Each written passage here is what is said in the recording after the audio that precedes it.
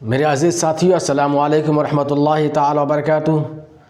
आज हम फिर आपके सामने हाज़िर हुए हैं क्लास 10th की उर्दू किताब दरख्शां दौम के सबक नंबर चैप्टर नंबर 17 लेकर।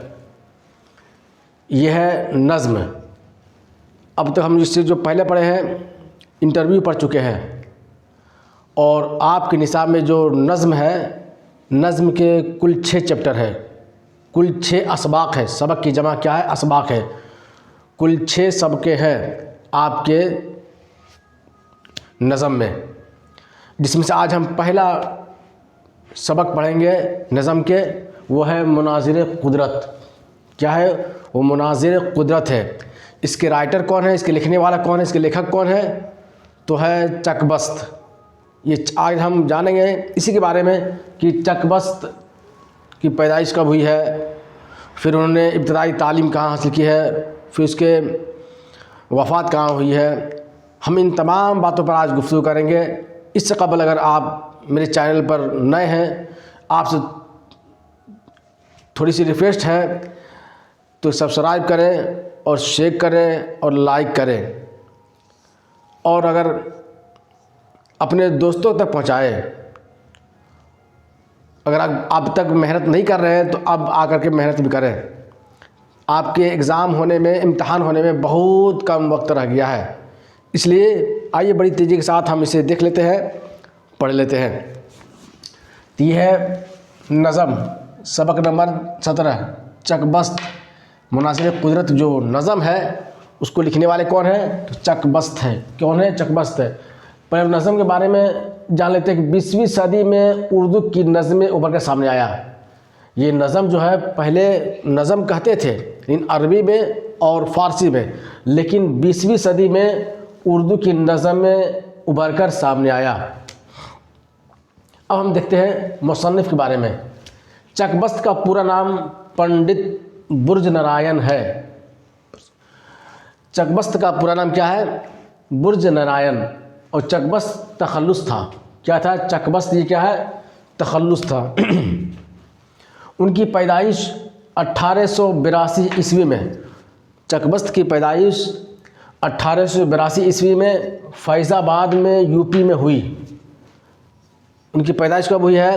तो 1882 में। और कहाँ पैदा हुए हैं? तो फैज़ाबाद में, जो यूपी में है। और इब्तदाई तालीम लखनऊ में हुई है। वो पैदा तो हुए हैं फैज़ाबाद में, लेकिन बहुत जल्दी चले गए लखनऊ, जहाँ उनके आबा अजदाद रहते थे। वहाँ चले गए और फिर वहाँ जाकर अपनी इब्तदाई तालीम शुरू किए, यानी अपनी पढ़ना शुरू किए वहीं से, लखनऊ से। और किंग कॉलेज लखनऊ में दाखिला लिया। 1905 ईस्वी में बीए किए। 1905 ईस्वी में बीए और 1908 ईस्वी में वकालत पास किया। लखनऊ कॉलेज में दाखिला लेकर के 1905 ईस्वी में बीए और 1908 ईस्वी में वकालत पास किए। ये है इनके बारे में। उसके बाद 1926 में एक मुकदमा के सिलसिले में, एक केस के सिलसिले में ताल्लुक़ से वो रायबरेली आए थे। कौन? ये चकबस्त। चूँकि इसका पेशा था वकालत, ये वकील थे, तो 1926 में लखनऊ से आए थे। कहाँ? रायबरेली, एक मुकदमे के सिलसिले में। फिर वहाँ अपने महसूब वासा जीत करके जब जाने लगे लखनऊ के लिए, जब लखनऊ स्टेशन पहुँचे, ट्रेन पर बैठी ही थे कि दिमाग पर फालिज मारा, उसकी ज़ुबान बंद हो गई है। और रायबरेली स्टेशन ही पर 7 बजे उसकी शाम में मौत हो गया, यानी 1926 में उनकी वफ़ात हो गई। अगर आप पूछा जाए कि चकबस्त का इंतकाल कब हुआ है और उसकी मृत्यु कब हुई है, तो क्या बल आप लगाएंगे? 1926 में। और अगर वक्त पूछा जाए तब आप क्या कहेंगे? 7 बजे शाम में। ये हो गया। और चकबस्त ने 9-10 साल की उम्र में पहली गज़ल कही। जिस बच्चे का जो उम्र बच्चे का खेलने का होता है, उस उम्र में ये चकबस्त बुर्ज नारायण ने बिल्कुल 9 साल की उम्र में, 10 साल की उम्र में एक गज़ल कह दी है। यानी शेर गोई की है। और चकबस्त का शोरा में असातिज़ा आतिश लखनवी, गालिब मिर्ज़ा गालिब है और अनीस के शहीदाई थे। आतिश लखनवी और असदुल्ला खां गालिब और अनीस कुतबाई के ये शहीदाई थे। कौन? चकबस्त। हम मुख्तसर तौर पर बिल्कुल अहम नुकात जो है, अहम जो नोट है, जो पॉइंट की बातें हैं चकबस्त के बारे में मैंने इसे ज़िक्र कर दिया है, इसे आप नोट कर लें। और इसी के मुतालिक आपके सवाल भी पूछे जाएंगे। अगर आप इसको देख लिए तो आपके ऑब्जेक्टिव और सब्जेक्टिव दोनों बन जाएगा। आइए इसके मुतालिक हम देख लेते हैं कि चकबस्त ने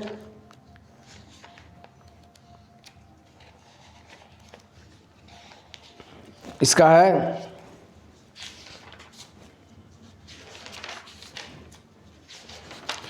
चकबस्त का इंतकाल कब और कहाँ हुआ। मैं लिख दिया इसमें। इसके आपके मुख्तसर सवालात में क्या है? पहला नंबर, चकबस्त का इंतकाल कब और कहाँ हुआ। तो चकबस्त का इंतकाल 1926 में रायबरेली में हुआ। चकबस्त का इंतकाल कब? 1926। और कहाँ? तो रायबरेली स्टेशन पर, ये लखनऊ जाने के लिए, हाँ रायबरेली स्टेशन पर, लखनऊ जाने के लिए वो रायबरेली स्टेशन आए थे और वहीं फिर वो इंतकाल हुआ। चकबस्त ने कौन कौन सी डिग्रियां हासिल की? तो कौन कौन सी डिग्रियां? तो बीए और वकालत का। कौन कौन सी डिग्री हासिल की है? बीए और वकालत की डिग्री हासिल की।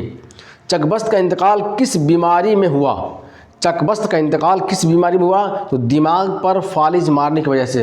ये क्या है ना, दिमाग पर फालिज हुआ और उसकी आवाज़ बंद हो गई और फिर वहीं मौत हो गया। दिमाग पर फालिज मारने की वजह से उसकी मौत हुई है।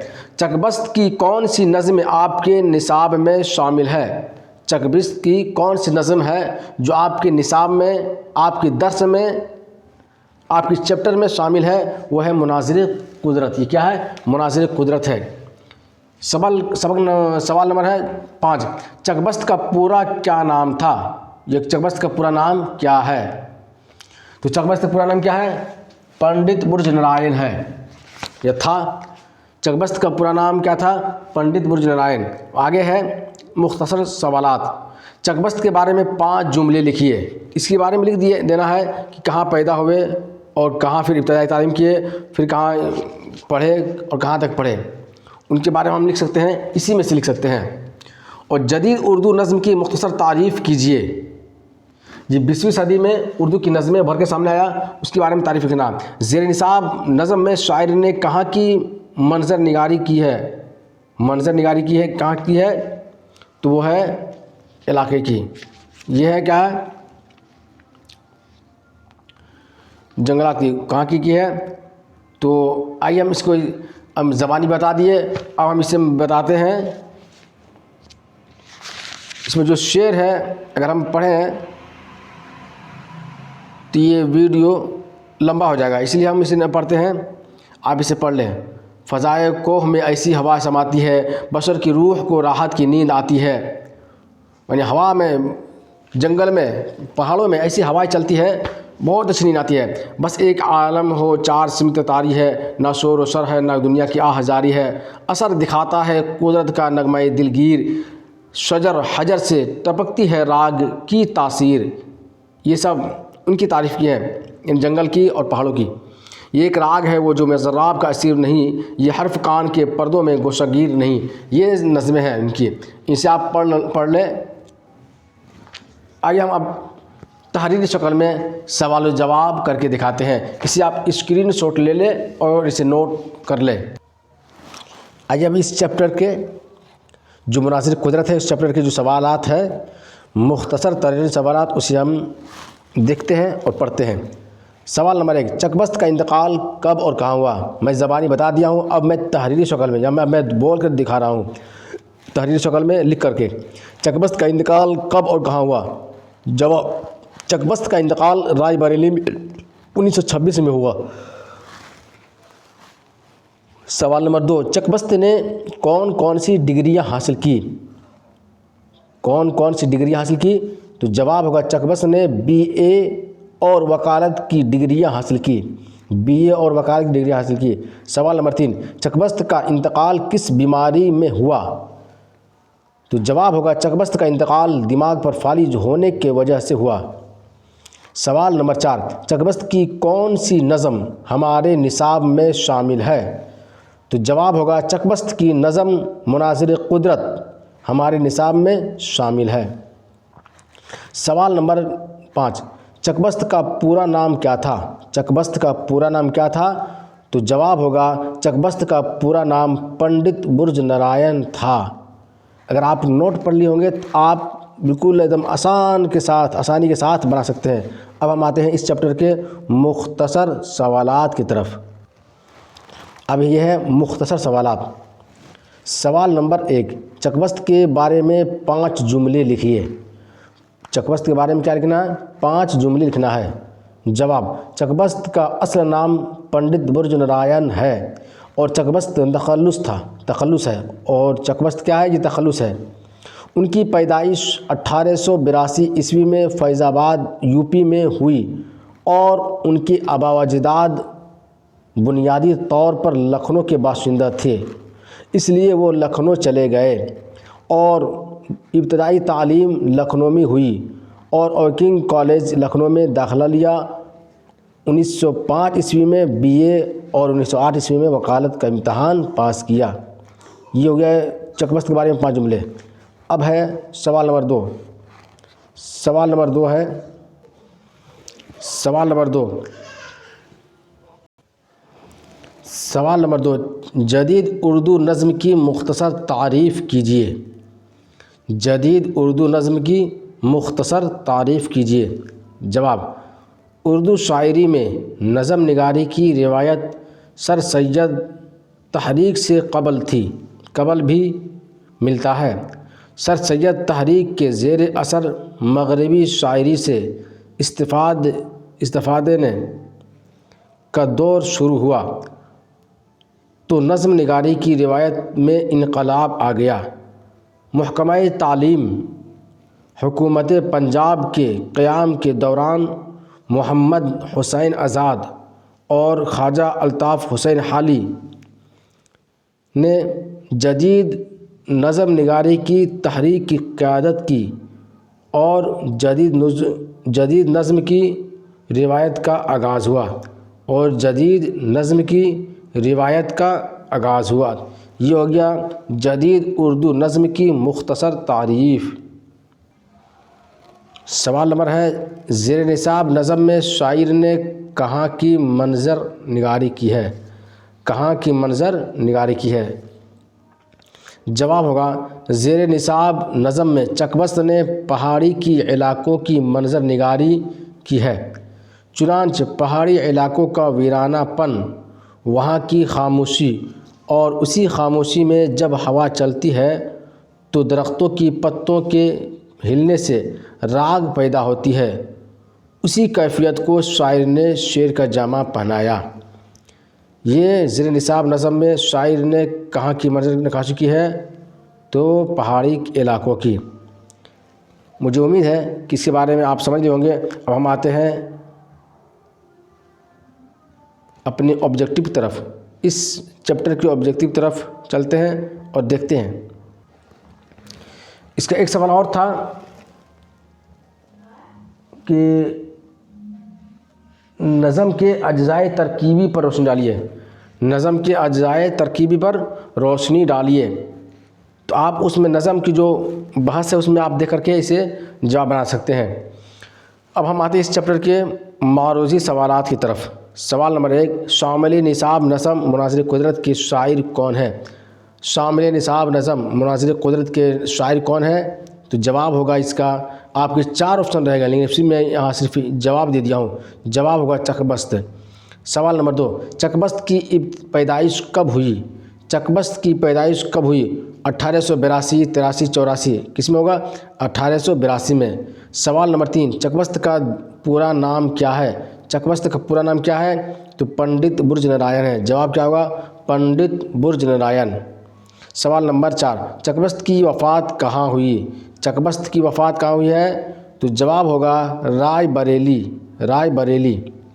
सवाल नंबर 5, चकबस्त ने BA कब किया? सवाल नंबर 5 क्या है? चकबस्त ने BA कब पास किया या कब किया? तो जवाब होगा 1905 ईस्वी को। सवाल नंबर 6, चकबस्त ने वकालत कब पास किया? वकालत चकबस्त ने कब पास किया? तो जवाब होगा 1908 ईस्वी में। उसके बाद सवाल नंबर 7 है, चकबस्त का इंतकाल किस बीमारी से हुआ? चकबस्त का इंतकाल किस बीमारी से हुआ है? तो दिमाग पर फालिज की वजह से, दिमाग पर फालिज की वजह से। मैंने इस चैप्टर के मुतालिक इतना बोल दिया हूँ, आप अगर आप सुन लेंगे सिर्फ तो आपको याद हो जाएगा। आप आसानी के साथ आप लिख भी सकते हैं और ऑब्जेक्टिव बना भी सकते हैं। फिर मिलते हैं दूसरी वीडियो में, तब तक फ़ी अमानिल्लाह। अस्सलामु अलैकुम व रहमतुल्लाहि ताला व बरकातुहू।